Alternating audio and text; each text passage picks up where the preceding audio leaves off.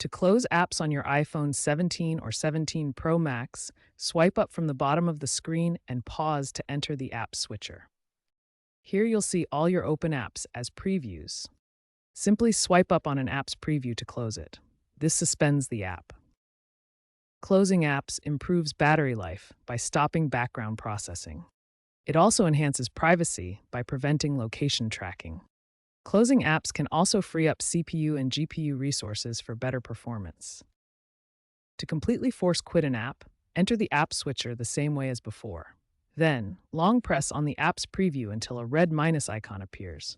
Tap this icon to force quit the app entirely, clearing it from RAM and stopping all background processes. Another option is using the triple-click side button shortcut, customizable in accessibility settings, to access a quick force quit menu. Be aware that overuse of force quitting can slow down app relaunch times, as cache data needs to be rebuilt.